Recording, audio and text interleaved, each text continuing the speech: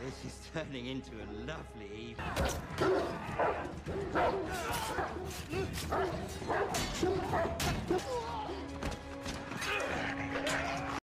Halo guys, masih bersama saya Stephen di channel Broview Series.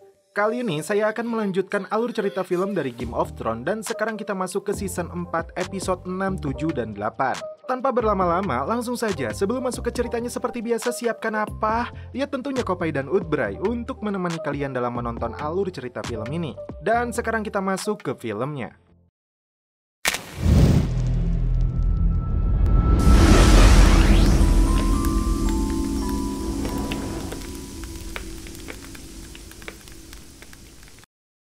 Di awal film, diperlihatkan Stannis Baratheon ditemani asistennya yaitu Davos datang ke kantor pusat Iron Bank. Dalam rencana mereka mengajukan pinjaman dana yang akan digunakan untuk membeli tentara bayaran dari Golden Company. Setelah sekian lama menunggu, 3 pimpinan bank tersebut akhirnya datang menemui mereka.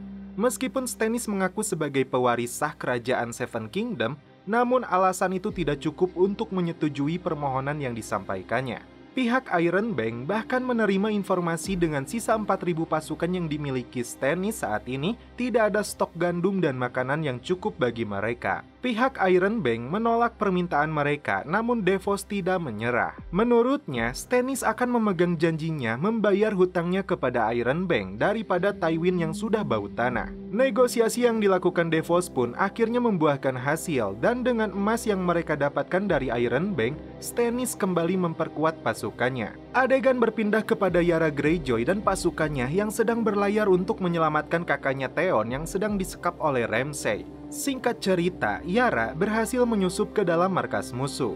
Ternyata, Theon ditempatkan di sebuah kandang binatang.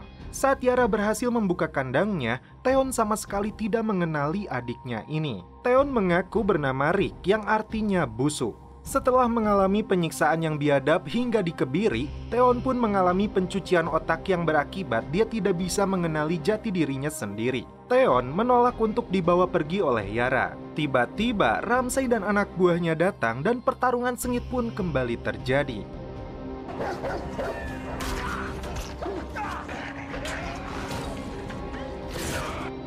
Tidak ada pilihan, Yara dan anak buahnya memilih untuk melarikan diri namun gagal untuk membawa pergi kakaknya. Bagi Yara, kini Theon sudah mati.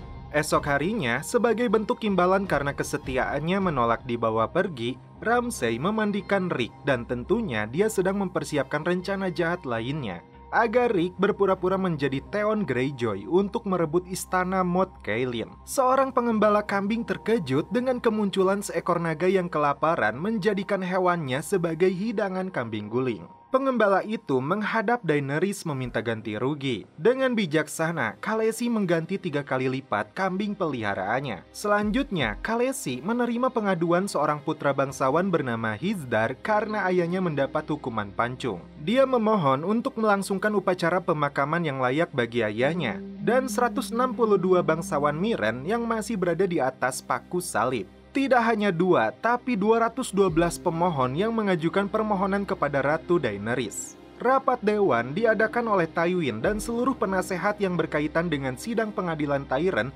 dan ancaman perang yang terjadi dengan Daenerys Targaryen. Lord Varys ditunjuk untuk mengirimkan mata-mata ke kota Meereen. Sesuai pengalamannya, Oberyn mewanti-wanti pasukan Unsullied sangatlah piawai di medan perang dan bukan lawan yang ecek-ecek. Persidangan pun akhirnya digelar. Setelah Tyrion dikawal masuk ke ruang pengadilan, Raja Tommen pun pergi setelah membuka persidangan tersebut. Tywin yang menjadi hakim ketua bertanya kepada Tyrion apakah dia mengaku telah membunuh Joffrey. Tyrion mengelak telah membunuh keponakannya itu. Menurutnya, dia tewas karena kaselak si Kadongdong. Sir Meryn yang menjadi saksi pertama yang dihadirkan memberatkan Tyrion dengan berbagai ancaman yang pernah dilontarkannya dulu untuk membunuh Joffrey. Saksi kedua yaitu Grandmaster memastikan Joffrey tewas akibat racun. Dia menuduh Tyrion telah mencuri koleksi racun miliknya. Bahkan, dia membawa bukti kalung yang digunakan Sansa yang ditemukan di atas mayat Dontos. Faktanya, di dalam kalung itu ditemukan racun yang sangat langka dan berbahaya. Giliran Cersei yang bersaksi. Dengan penuh amarah dan kebencian, dia begitu yakin kalau Tyron lah yang telah membunuh anaknya itu. Saat giliran Varys yang sebenarnya mendukung Tyron, namun di hadapan pengadilan, Varys harus menjaga misinya dan seakan menyudutkan Tyron. Tyron sempat mengingatkan jasanya saat Stannis menyerang kota ini, dan karena jasanya juga kota ini selamat dari kekalahan. Saat persidangan ditunda selama 1 jam, Jaime secara pribadi menemui ayahnya. Demi menyelamatkan adiknya itu, Jaime rela mengikuti keinginan ayahnya untuk kembali ke Casterly Rock, menikah dengan wanita yang layak. Tanpa dia duga, ayahnya ini setuju Tyron akan dibebaskan dari eksekusi mati, kemudian ditempatkan di utara menjadi pasukan Nightwatch. Setelah kesepakatan itu, Jaime meyakinkan Tyron untuk mengakui perbuatannya. Sidang kembali dilanjutkan. Tadi duga, giliran Shae yang hadir untuk memberikan kesaksian. Secara mengejutkan, Shae bersaksi bahwa Tyron telah bersalah merencanakan pembunuhan kepada Joffrey dibantu oleh Sansa. Shae mengetahui semua ini karena dirinya adalah pelacur yang selalu memenuhi keinginan Tyron. Kesaksian Shae benar-benar membuat Tyron tidak kuat lagi. Kesabarannya telah habis, amarahnya pun memuncak.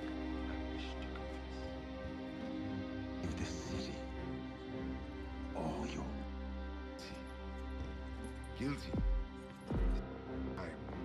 I'm guilty of being.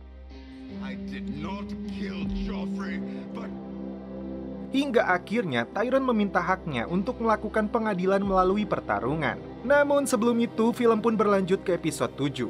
Di dalam sel, Tyron kembali berbicara dengan Jaime. Menurutnya, ayah mereka telah mengorbankan dirinya, menginginkannya mati, padahal jelas dirinya tidak bersalah. Kesalahan kedua Tyron adalah dia merasa dibohongi oleh Shae yang ternyata tidak benar-benar mencintainya. Tyron berharap Jaime menjadi petarungnya, namun karena tangan kanannya cacat, dia tidak bisa melakukan itu. Harapan Tyron adalah pengawalnya yaitu Bronn, berharap mau bertarung untuk kedua kalinya. Yang mengejutkan, Cersei memilih seorang algojo bernama Sir Gregor untuk melawan petarung yang dipilih Tyron. Sandor tiba-tiba diserang pembunuh bayaran atas perintah Lannister. Arya pun membunuh salah satunya. Scene berpindah ke Castle Black. Jon dan rekan-rekannya berhasil menuntaskan misinya.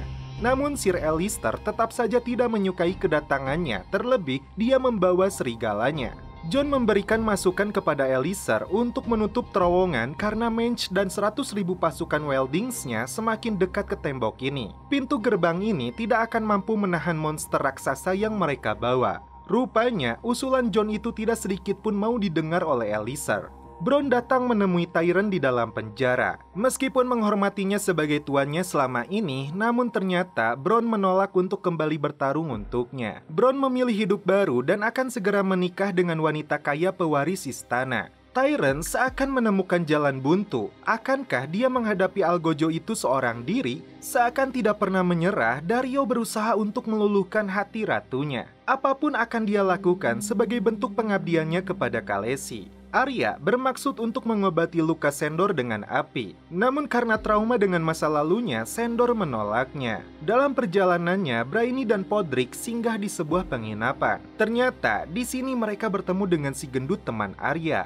Mengetahui mereka akan mencari Sansa Stark, si gendut memberitahu keberadaan Arya Stark yang sedang bersama Sandor. Giliran Oberyn yang datang menemui Tyron di dalam selnya. Karena ambisinya untuk membalas dendam kematian saudarinya Elia begitu besar. Dan terungkap pelaku pembunuhnya adalah Sir Gregor si Algojo. Karena itu, Oberyn memutuskan untuk menjadi petarungnya. Sansa begitu senang saat melihat hamparan salju seakan sedang berada di rumah lamanya Winterfell. Rumah salju yang dia buat sempat ditendang oleh Robin. Karena kesal, Sansa langsung menamparnya. Ternyata hal itu malah didukung oleh Baelys yang sejak dulu menginginkan dirinya setelah dia gagal mendapatkan ibunya. Dan setelah itu mereka pun celepot. Ternyata Lysa melihat apa yang mereka lakukan. Lysa benar-benar cemburu dan marah, bahkan berniat menjatuhkan Sansa ke dalam lubang. Baelys datang untuk mencegahnya. Tanpa diduga, ini yang dilakukan Baelys kepada istrinya ini. Dan setelah itu film pun berlanjut ke episode 8. Serangan mengejutkan datang ke rumah bordir yang dimana Gilly dan bayinya berlindung. Kaum Wildlings yang bekerja sama dengan kaum Barbarden menyerang lokasi ini membabi buta, membantai mereka semua. Beruntung, Yang Rid sama sekali tidak menyentuh Gilly dan anaknya. Mengetahui informasi penyerangan ini, Sam merasa bersalah telah menempatkan kekasihnya itu dalam bahaya. Masalah yang paling besar, pasukan Night Watch yang tersisa 100 orang ini harus mempersiapkan diri menyambut 100.000 pasukan Welding yang dipimpin Mance. Missandei curhat kepada Daenerys karena sikap Grey yang menarik perhatiannya. Padahal seorang prajurit Unsullied yang berasal dari budak itu telah dikebiri. Ramsay mengutus Rick untuk mengaku sebagai Theon masuk ke dalam benteng Moat Cailin agar mereka mau menyerahkan diri. Pimpinan mereka sempat menolak dan menuduh Theon sebagai pengecut. Namun akhirnya mereka menyerah. You're going home. Para petinggi Vel melakukan interogasi kepada Baelish akibat kematian Lisa yang dia sebut melakukan aksi bunuh diri.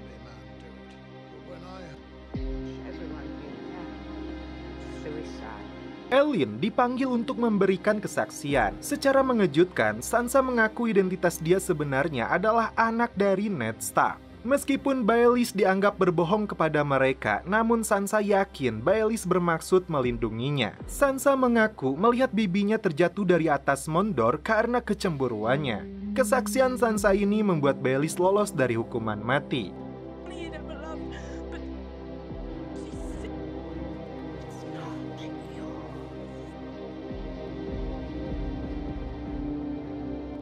Sir Barristan mendapat sebuah surat penting yang dikirimkan oleh seseorang dari King's Landing. Dalam surat tersebut menunjukkan sebuah bukti bahwa Jorah mendapat pengampunan dari mendiang Raja Robert. Dia juga ditugaskan untuk memata-matai Daenerys. Meskipun itu kisah lama, namun Khaleesi tidak bisa memaafkan hal tersebut. Selama ini, Jorah lah yang memberikan informasi kepada King's Landing melalui Lord Varys. Jorah beralasan sangat mencintainya. Sebagai hukuman atas pengkhianatannya, posisi Jorah sebagai pengawal pribadinya dicabut. Dan saat itu juga dia diusir dari kota ini. Atas keberhasilan Ramsay menaklukkan Moat Cailin, Bolton memberikan penghargaan kepada anaknya ini. Dengan ribuan pasukannya, Bolton menyatakan diri sebagai penguasa wilayah utara. Sandor dan Arya akhirnya sampai di gerbang istana Vel. Yang mengejutkan, petugas memberitahu mereka bahwa bibinya Lisa telah meninggal dunia. Arya tertawa lepas karena itu artinya Sandor tidak akan mendapatkan bayarannya. Entah bagian dari strategi atau tidak, namun yang jelas Sansa seakan sudah diperdaya oleh kebusukan Baelish. Hari pertarungan pun tiba, di mana nasib Tyrion akan ditentukan saat ini. Sebelum bertarung, bisa-bisanya Oberyn santuy dan menikmati minum meskipun lawannya seorang Algojo. Dan pertarungan pun dimulai. Have they told you who I am? Some dead rat.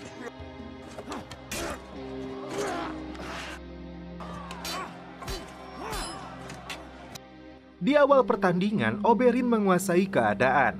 Dengan mudah, dia melukai Algojo itu dan memaksanya mengaku telah membunuh adiknya. Say her name! You raped her! Tanpa dia duga, Algojo ini kembali bangkit dan membunuh Oberyn. Itu artinya eksekusi mati kepada Tyrion harus dilakukan.